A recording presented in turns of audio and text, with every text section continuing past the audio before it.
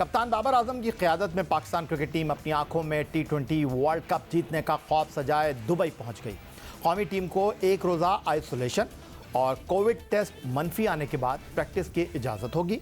Mega event के आगाज़ से कबल पाकिस्तान टीम वेस्ट इंडीज़ और जनूबी अफ्रीका से मुकाबला करते हुए अपनी तैयारियों का जायज़ा लेगी, क्योंकि कौमी टीम का पहला ही मार्का रिवायती हरीफ भारत के साथ है।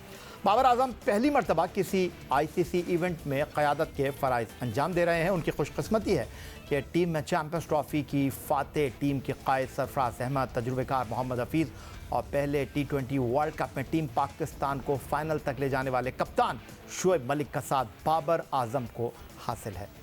नए चेयरमैन PCB रमीज़ हसन राजा की आमद के साथ एक बार फिर बोर्ड में तब्दीलियों का सिलसिला जारी है, तो T20 वर्ल्ड कप में खिलाड़ियों की परफॉर्मेंस भी उनके मुस्तकबिल का तयन कर सकती है। तो T20 वर्ल्ड कप 2021 फतह का हुमा किस किस सर बैठेगा, फैसला नवंबर 2021 में होगा। टीम पाकिस्तान इस टूर्नामेंट में किस तरह की कारकर्दगी का मुजाहरा करेगी, आज के इस प्रोग्राम में इस तमाम सूरत हाल का जायज़ा लेंगे, खिलाड़ियों की कारकर्दगी का अहाता करके। और हमारे साथ आज के इस प्रोग्राम में गुफ्तगू के लिए मौजूद हैं पाकिस्तान के test fast bowler Abdul Rauf साहब, लाहौर स्टूडियो से हमारे साथ मौजूद हैं। वीडियो लिंक पर लाहौर से हमारे साथ मौजूद हैं पाकिस्तान के लिए बैनुल-अक़वामी वनडे इंटरनेशनल T20 क्रिकेट खेलने वाली मरीना इकबाल, जो अब बहैसियत कमेंटेटर आजकल किस्मत आजमा रही हैं। और उनके साथ मौजूद हैं कराची स्टूडियो में हमारे साथ सीनियर स्पोर्ट्स जर्नलिस्ट रोज़नामा जंग कराची के क्रिकेट कॉरेस्पॉन्डेंट अब्दुल माजिद भट्टी साहब, और इस्लामाबाद से हमें ज्वाइन कर रहे हैं इस्लामाबाद क्रिकेट रीजन के साबिक़ सरबराह PCB गवर्निंग बोर्ड के साबिक़ रुकन शकील शेख साहब। आज के इस प्रोग्राम में अपने तमाम मेहमानों को खुशामदीद कहेंगे और गुफ्तगू की शुरुआत अब्दुल माजिद भट्टी साहब आपसे करना चाहूँगा। अब जनाब एक्शन टाइम है, तब्दीलियाँ हो चुकी टीम में, और पाकिस्तान टीम के सफ़र को आप किस तरह देखें यह ख़ासा पेचीदा सफ़र है ये, क्योंकि ऐसे वक्त में जबकि दुनिया की मुख्तलिफ़ टीमें दुबई, शारजा और अबू धाबी पहुँच के तैयारियाँ कर रही थी, हमारे तो 15 प्लेयर्स भी फ़ाइनल नहीं थे। लेकिन मेरे ख़्याल में वो जितनी हर्डल्स थी अब ख़त्म हुई। ये जो 15 प्लेयर हैं मेरे ख़्याल में शायद पाकिस्तान के यही बेस्ट 15 थे। लेकिन अब देखना है कि 3 महीने से पाकिस्तान ने इंटरनेशनल क्रिकेट नहीं खेली, तो ये टीम किस तरह परफॉर्म करती है, क्योंकि एकदम से जाके UAE की कंडीशन में एडजस्ट हो जाना और दुनिया की बड़ी बड़ी टीमों के ख़िलाफ़ teams like India, New Zealand, England और वेस्ट इंडीज़, मेरे ख़्याल में ये 4 तगड़ी टीमें हैं। तो पाकिस्तान का सफ़र तो ख़ासा मुश्किल है। लेकिन पाकिस्तान की जो टोन इस टूर्नामेंट में सेट होगी, मेरे ख़्याल में जो पहले 3 दिन होंगे 24 से लेके 27 अक्टूबर तक, इसमें हमें एक पिक्चर क्लियर मिल जाएगी कि पाकिस्तान की टीम का जो सफ़र है ये भारत और न्यूजीलैंड से खेलने के बाद पाकिस्तान टीम आगे जा सकेगी या यहीं ब्रेक लगेगी। लेकिन मुझे लग रहा है कि अगर ये टीम यंग टीम भी है, एक्सपीरियंस प्लेयर्स भी हैं, अगर इस टीम को एक अच्छा टेक ऑफ मिल गया तो ये टीम अच्छी पोजीशन में है फिनिश करने के। ठीक हो गया। माजिद भट्टी साहब, वीडियो लिंक पर हमारे साथ पाकिस्तान की बैनुल-अक़वामी क्रिकेटर मरीना इकबाल भी मौजूद हैं, और हमारे जितने भी एक्सपर्ट हैं, एज हासिल है मरीना को इस एतबार से कि जो डोमेस्टिक T20 टूर्नामेंट हुआ उसको उन्होंने करीब से देखा, कॉम बॉक्स में बैठ कर देखा, तबसरा किया, तज़किया किया। तो मरीना आपकी तरफ आ जाता हूँ, और पिंडी और उसके बाद कदाफ़ी स्टेडियम लाहौर में आपने टूर्नामेंट में उन खिलाड़ियों को खेलते हुए देखा जो कि इस वक्त टीम पाकिस्तान का हिस्सा हैं। आप किस तरह देख रही हैं टीम की कारकर्दगी को, आप क्या जायज़ा लेना चाहेंगे? देखिए, जहाँ तक प्रिपरेशन की बात है, मेरा ख्याल है जो बेस्ट अवेलेबल पॉसिबिलिटीज़ थी वो तो हुई हैं। कंडीशंस की मैं बात करूँ, पिंडी में काफ़ी हद तक ऐसी विकेट्स थी जो कि UAE में जो ऐसी विकेट्स T20 में हमें वर्ल्ड कप में मिलेंगी उसी के तकरीबन करीब तर आप कह सकते हैं। लाहौर में ये था कि अच्छा कॉन्फिडेंस बैटर्स को मिला, बॉलर्स को थोड़ा टफ कंडीशंस मिली जो कि हमें ऑब्वियसली बड़ी टीम्स के खिलाफ वर्ल्ड T20 में मिलेंगी वहाँ जाके। तो प्रिपरेशंस हो गई हैं, और मेरा ख्याल है नेशनल T20 के परफॉर्मेंसेस भी देख लें तो बेस्ट लॉट यही था जो लेके गए हैं, और कॉन्फिडेंस इनका अच्छा होगा। बट ऑब्वियसली आसान नहीं है, इंटरनेशनल क्रिकेट हम लोगों ने नहीं खेली, और मेरा ख्याल है कि अब थोड़ा सा ज़्यादा आपको मैदान में उतरना पड़ेगा प्लानिंग के साथ। एग्जीक्यूशन ज़ाहिर इंपॉर्टेंट होती है, लेकिन प्लानिंग आपको बड़ी टीम्स के अगेंस्ट करनी पड़ेगी। ठीक हो गया मरीना। अब्दुल रऊफ साहब, पाकिस्तान के लिए आप T20 one day and test cricket खेले और आप हार्ड लाइनर हैं। अगर तजियाकारों की हम बात करते हैं तो आप किस तरह देख रहे हैं तैयारी की? अगर हम बात करते हैं मंसूबाबंदी की, अगर हम बात करते हैं, बाबर आजम ने प्रेस कॉन्फ्रेंस की, हसन अली ने प्रेस कॉन्फ्रेंस की, रिजवान ने प्रेस कॉन्फ्रेंस की, रिवायती जुमलों का उन्होंने सहारा लिया, कुछ डिफरेंट हमें लगा नहीं। फिर मैथ्यू एडन बैटिंग कंसल्टेंट, वो पाकिस्तान आई नहीं। वरन फलेंडर जो है वो लाहौर में मौजूद रहे सकलैन मुश्ताक के साथ। ओवरऑल आपका क्या तज़िया है? देखिए, हार्डलाइनर की बात ही मैं एक ट्रू पिक्चर पेश करूंगा जो मैं देख रहा हूं और जो मैं महसूस कर रहा हूं, उसकी मैं हकीकत में जो अक्कासी है वो पाकिस्तानी कौम के सामने रखूंगा, क्योंकि बेसिक आपकी जो मैनेजमेंट है उस पर डिपेंड करता है। और जो पिछले 3 साल से पाकिस्तान क्रिकेट बोर्ड ने मैनेजमेंट साथ लगा कर रखी थी वो at the nick of the time बिल्कुल डिसअपियर होगी और वकार यूनुस और मिसबाह हक आपको बीच समंदर छोड़कर चले गए। उसके बाद जो आपके नए कोचेज़ आए हैं, आपके बॉलिंग कोच आए हैं या बैटिंग कोच आए हैं, उन दोनों को पाकिस्तान की ना तो मारूजी हालात का इल्म है और ना ही उनको पाकिस्तान की प्लेयर्स के बारे में नॉलेज है और ना ही इन कंडीशंस के बारे में उनको इतना ज़्यादा आइडिया है। क्योंकि फ्लेंडर को मैंने कभी भी एशियन जो सोयल है उस पर सक्सेसफुल होते भी नहीं देखा और कभी उनके पास मैंने ये नहीं देखा कि उन्होंने बहुत ज़्यादा यहाँ पे कोई सक्सेस कोचिंग के फील्ड में ली हूँ। और उसके बाद उनको जो पाकिस्तान की स्पिन बॉलिंग है या फास्ट बॉलिंग है उनके बारे में भी इतना ज़्यादा कोई एक्सपीरियंस नहीं है। और उसके बाद जो थर्ड चीज़ आ जाती है कि आपकी प्रिपरेशंस क्या है, तो मेरा ख्याल है कि माजिद भाई बिल्कुल ठीक कह रहे हैं कि अगर 3 महीने से पाकिस्तान ने इंटरनेशनल क्रिकेट नहीं खेली, अगर आपकी न्यूजीलैंड और इंग्लैंड की सीरीज़ हो जाती तो मेरा ख्याल है कि पाकिस्तान के पास काफ़ी अच्छे मौके थे इस वर्ल्ड कप से जाने से पहले। मगर अब जो T20 आप लोकल फार्मेट कह रहे हैं तो मेरा नहीं ख्याल कि कभी भी आप इसको उस लेवल के बराबर कंसीडर कर सकते हैं। अब चलेंगे इस्लामाबाद, जहां पाकिस्तान क्रिकेट के माजी के फैसला साजों में एक बड़ा नाम शकील शेख साहब का रहा है, लेकिन अब वो इस तमाम सूरत हाल में जो है बाहर बैठे हुए हैं, चीज़ों को मॉनिटर कर रहे हैं। बहरहाल पाकिस्तान क्रिकेट के इन आउट के बारे में ठीक ठाक जानते हैं। और गुज़िश्ता रोज़ की बात है, द न्यूज़ इंटरनेशनल में एक इश्तिहार छपा और उसमें इस्लामाबाद रीजन की तरफ से जो है वो क्रेडिट लिया शकील शेख साहब ने, बाबर आजम, उसके साथ हसन अली का और टीम में शामिल दीगर खिलाड़ियों का। मैं नाम लेना चाहूँगा तो लंबी हो जाएगी बात कि जी ये क्रेडिट है इस्लामाबाद क्रिकेट का कि आज जो T20 टीम मुंतखब हुई है, आधी टीम, और वो हमारी है। तो शेख साहब, इश्तिहार तो छप गया, लेकिन अब उम्मीद भी रखें या नहीं? जी या शुक्रिया, और आपके मेहमानों को भी सबको सलाम।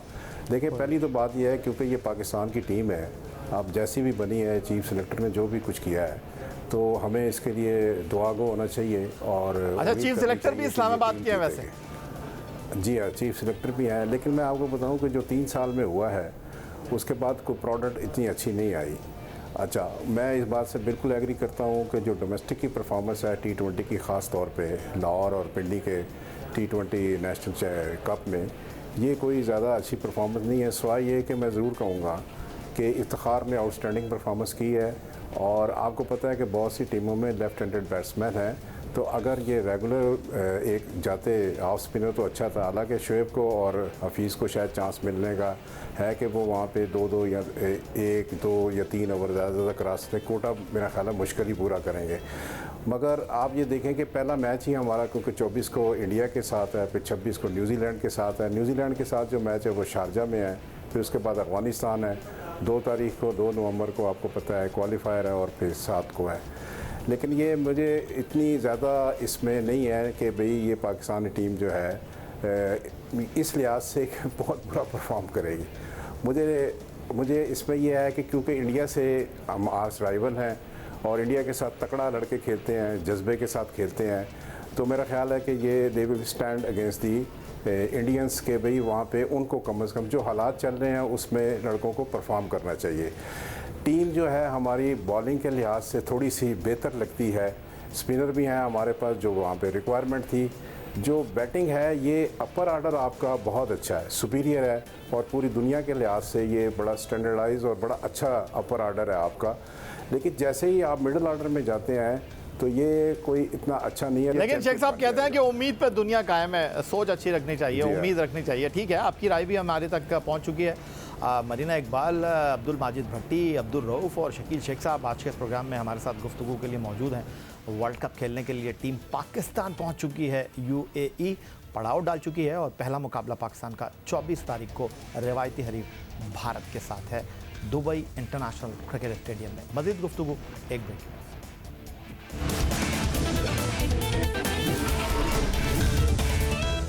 Test fast bowler Abdul Rauf, international cricketer Marina Iqbal, senior sports journalist Abdul Majid Bhatti और PCB गवर्निंग बोर्ड के साबिक रुकन शकील शेख साहब आज के इस प्रोग्राम में गुफ्तगू के लिए हमारे साथ मौजूद हैं। वर्ल्ड कप में टीम पाकिस्तान के 15 खिलाड़ी और उनकी बैनुल-अक़वामी क्रिकेट में कारकर्दगी और UAE की सरजमीन पर कारकर्दगी आपके साथ शेयर कर लेते हैं और फिर ये सारी चीज़ें अपने एक्सपर्ट के सामने रखते हैं कि वो इस चीज़ को कितना वज़न दे रहे हैं या नहीं। पाकिस्तान क्रिकेट टीम के कप्तान बाबर आजम 61 T20 इंटरनेशनल मैचों में टीम पाकिस्तान की नुमाइंदगी कर चुके हैं, जहां वो 2204 रन 46.89 की औसत से बनाने का एजाज़ रखते हैं। 130 उनका स्ट्राइक रेट और 122 उनका बेहतरीन स्कोर।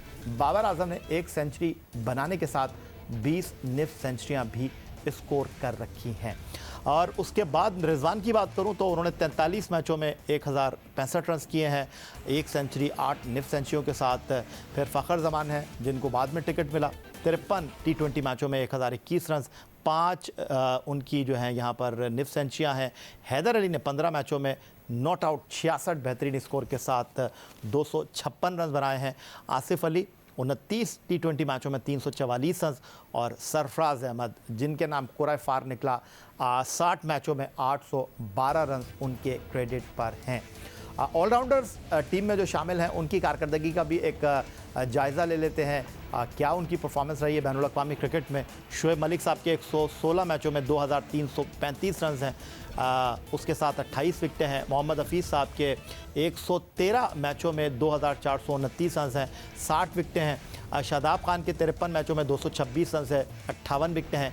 इमाद वसीम के 52 मैचों में 51 विकटें, 328 रन।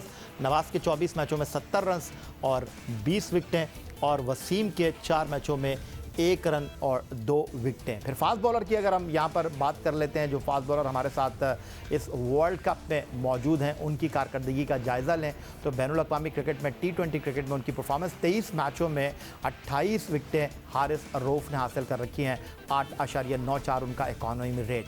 उसके बाद अगर हम बात करते हैं तो हसन अली हैं, 41 मैचों में 52 विकटें, 8.29 उनका इकॉनमी रेट है। उसके अलावा जो हमारे फास्ट बॉलिंग अटैक में शाहीन शाह अफरीदी एक्सपीरियंस बॉलर हैं, 30 मैचों में 32 विकटें और उनका जो इकॉनमी रेट है वो जनाब 7.4 है। उसके बाद वर्ल्ड कप के 15 रुकनी स्क्वाड में 3 ऐसे खिलाड़ी हैं जो कि UAE में क्रिकेट नहीं खेले और वो खिलाड़ी कौन से हैं जनाब? वो खिलाड़ी हैं हैदर अली, वसीम एंड हारिस रऊफ़। अब्दुल रऊफ़ साहब को ऑन बोर्ड ले लेते हैं। अब्दुल रऊफ़ साहब किस तरह देख रहे हैं, क्या ये तजुर्बेकार स्क्वाड है आपकी नज़र में? क्या इनके आदादो शुमार इस टीम को बैक करते हुए आपको दिखाई दे रहे हैं? देखिए बेसिकली कागज़ पर तो स्ट्रॉन्ग नज़र आते हैं, मगर असल में चीज़ ये होती है कि जब आप किसी भी बड़े मैच पर जाते हैं तो जो आपका बैट्समैन होते हैं वो उस पोजीशन पर परफॉर्म कर रहे होते हैं या नहीं कर रहे होते। क्योंकि इस टीम में मेरा ख्याल है कि जो ओपनर्स हैं वो बहुत ज़्यादा उन्होंने इंक्लूड किए हुए हैं और ओपनर्स का यही होता है कि जब तक उनको आप उनके नंबर पर एडजस्ट नहीं करेंगे उससे आप नीचे वाले नंबरों पर उसी तरह आप बैटिंग नहीं करवा सकते। क्योंकि जो उनका बेसिक टाइमिंग होता है वो एक नए बॉल के साथ ही मीट कर रहा होता है और जब वो जैसे ही नीचे आते हैं तो वहाँ पर थोड़ा सा जो पेस होती है बॉल की या स्पिनर्स की टर्न या ब्रेक होती है वो चेंज होता है। और स्पेशली जो UAE की कंडीशंस और विकटें हैं, क्योंकि हमें UAE में तीनों तरह की जो विकटें हैं उन पर खेलना पड़ेगा। बाज़ विकटें ऐसी हैं कि जिस पे आपको 200+ रन पे भी जाना पड़ेगा और उसमें हमें 2200 से प्लस रन करने पड़ेंगे तो फिर हम मैच जीतेंगे। उसके बाद कोई स्पिन ट्रैक आएगा तो उस पर हमें स्पिनर्स के हिसाब से खेलना पड़ेगा और बाज़ दफ़ा जो लेट नाइट होता है वहाँ पर सीमिंग ट्रैक भी सामने आ जाते हैं जिसमें अगर आपकी 2 या 3 विकटें अर्ली ऑन दूसरी टीम की ले लें या अपनी गंवा दें तो आपके मैच हाथ में आ भी सकता है और मैच निकल भी सकता है। तो ये चीज़ें हमें कंसीडर करनी पड़ेंगी। और ओवरऑल जो मेरा ख्याल है कि जो पाकिस्तान की बॉलिंग है वो भी इसमें जो शाहीन अफरीदी है उससे आप नए बॉल से एक्सपेक्ट कर सकते हैं कि वो काफ़ी आपको एक विनिंग पोजीशन में ला सकते हैं। मगर उसके बाद जो आपका डेप्थ ओवर है उसमें थोड़ा सा आपको पाकिस्तान की जो बॉलिंग बॉलिंग लाइन है वो स्ट्रगल करती नज़र आ रही है, क्योंकि आपके पास कोई ऐसा सेंटर में मैच्योर स्पिनर भी नहीं है कि जो आपको वन साइडेड ये मैच जितवा देगा, क्योंकि जिस तरह बाकी टीमों के पास कंप्लीट स्पिनर्स हैं, आपके जो स्पिनर्स हैं वो ज़्यादातर दोनों स्पिनर्स मेरा ख्याल है या तीनों हैं वो बेसिक उनको एज ए ऑलराउंडर ही कंसीडर किया गया है। तो इसमें जो पाकिस्तान की फास्ट बॉलिंग है उस पर बहुत ज़्यादा प्रेशर होगा और उनको ही ऑल आउट जाना पड़ेगा। माजिद भट्टी साहब, आप मेरे साथ 2017 में इंग्लैंड में मौजूद थे, आईसीसी चैंपियंस ट्रॉफी, और सरफराज वहाँ क़यादत कर रहे थे। और अगर आपको याद हो, आप भूले नहीं हो, तो ये बात मंजर आम पर आई थी कि शुएब मलिक और मोहम्मद हफीज़ को कहा गया है कि जी आप उस वक्त तक खामोश रहेंगे फील्ड में जब तक आपसे कप्तान मशवरा नहीं मांगेगा। तो अब शुएब मलिक टीम में है और उनके बारे में ये कहते हैं कि जी बाबर आजम उनको बड़ा मानते हैं, और हफीज़ की जो वेस्ट इंडीज़ में परफॉर्मेंस रही है उसके बाद अब हमारी बॉलिंग में उनकी बॉलिंग का बड़ा मरकज़ी किरदार है। तो ये कितनी पॉजिटिव है बाबर आजम के लिए चीज़, क्योंकि वो तो ये कह रहे हैं कि जी चैंपियंस ट्रॉफी विनिंग स्क्वाड के शादाब, हसन अली, सरफराज भाई, शुएब मलिक, हफीज़, इमाद वसीम, ये खिलाड़ी मेरे साथ मेरा हौसला बढ़ाने के लिए मौजूद है।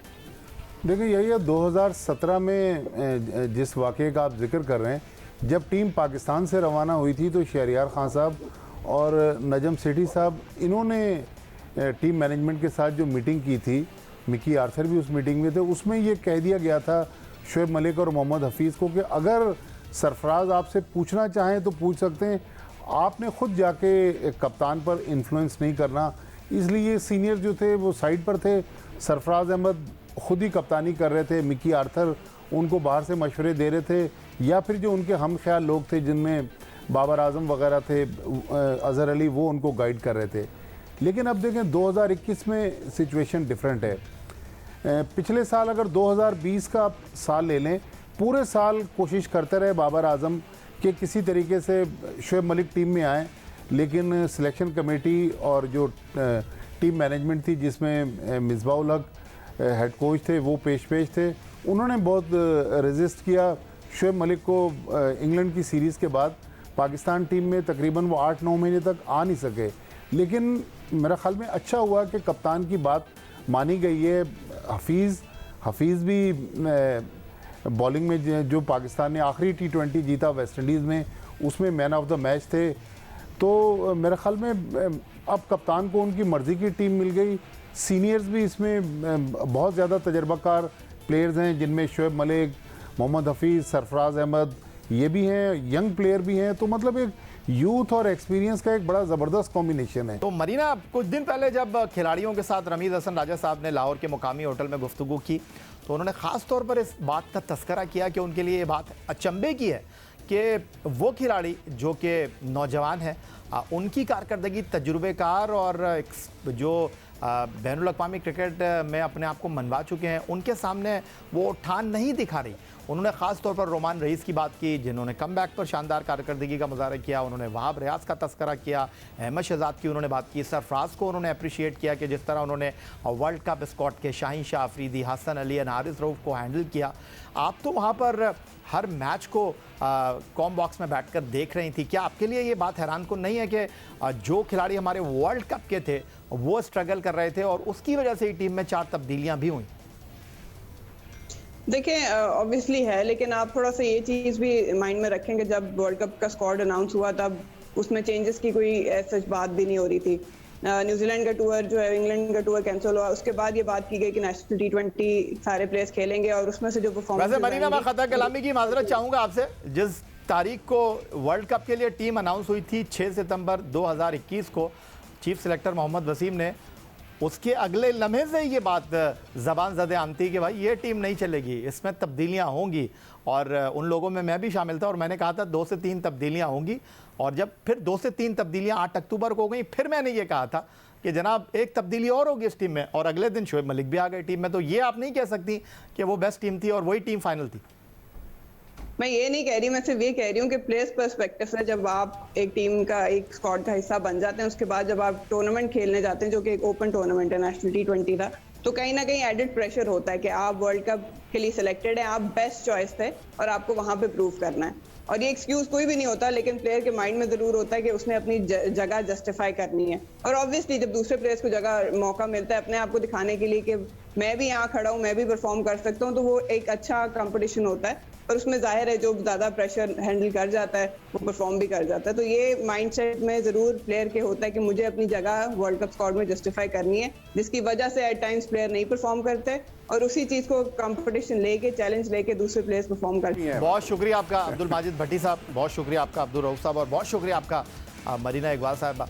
पाकिस्तान टीम की तैयारियां, पाकिस्तान टीम की मनसूबाबंदी और मुस्तकबिल में पाकिस्तान क्रिकेट बोर्ड में क्या तब्दीलियां आ रही हैं, क्या फ़ैसले हो रहे हैं, इस बारे में हमारे एक्सपर्ट की राय आपने सुनी। यही आज का हमारा प्रोग्राम था। ट्विटर पर आप मुझे फॉलो कर सकते हैं, फेसबुक पर हमारा पेज score.geo न्यूज़, जहाँ जाकर आप इस प्रोग्राम के क्लिप्स एक बार फिर देख सकते हैं, और आप हमें ईमेल कर सकते हैं score@geo.tv पर। इस दुआ, इस उम्मीद, इस तवक्को के साथ कि पाकिस्तान में खेल और खिलाड़ी तरक्की करते रहें, सैयद यार हुसैनी को स्कोर की पूरी टीम के साथ अगले प्रोग्राम तक के लिए इजाज़त दीजिए। अल्लाह हाफ़िज़।